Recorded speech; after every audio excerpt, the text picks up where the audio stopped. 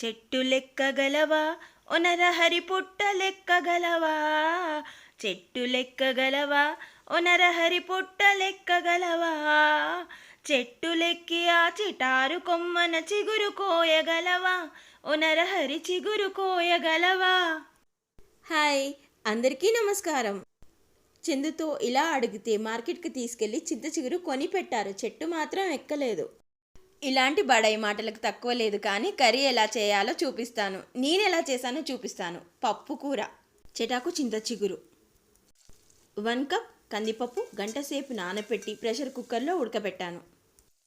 ఆకు ఉడకడానికి పెద్దగా టైం పట్టదు, ఆయిల్లో కొంచెం మగ్గనిద్దామని ఈ పని చేశాను. లేదంటే పప్పుతో పాటు కుక్కర్లో వేసుకోవచ్చు కూడా. వీడియో స్టార్టింగ్లో చూశారు కదా, చిగురులో దొడ్డు పుల్లలుంటే చూసి తీసేసుకోవాలి, లేదంటే గొంతులో అడ్డొస్తాయి. సన్నవి నారలాగున్నవి నో ప్రాబ్లం, అవి దగ్గరికి వచ్చేసి ఉడికిపోతాయి.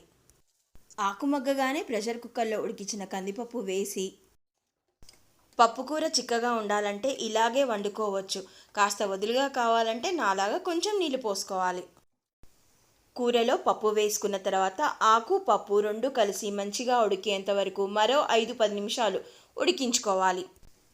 ఇంకా రుచి గురించి చెప్పక్కర్లేదు, ఎలాంటి చింత లేకుండా బ్రహ్మాండంగా ఉంటుంది. ముందు వీడియోలో చెప్పాను కదా, మేము బెంగళూరులో ఉన్నప్పుడు మేమే వెళ్ళి కోసుకొచ్చుకున్నాము చిగురు అని. అంతెందుకు, హైదరాబాద్లో కూడా 2 years బ్యాక్ మేము ఇంటికి షిఫ్ట్ అయ్యే ముందు దారిలో అంతా చింత చెట్లే ఉండేవి. సరదాగా వెళ్తూ వస్తూ ఉన్నప్పుడు ఒక 5-6 చెట్లు ఉండేవి. చిగురు దొరికినంత తెంపుకొని తిని సంతోషపడేవాళ్ళం. లంచ్లో ఈరోజు చింత చిగురు పప్పుతో పాటు ఉలవచారు, కాంబినేషన్గా క్రీమ్. ట్రై చేయండి, ఇలా కూడా చాలా బాగుంటుంది.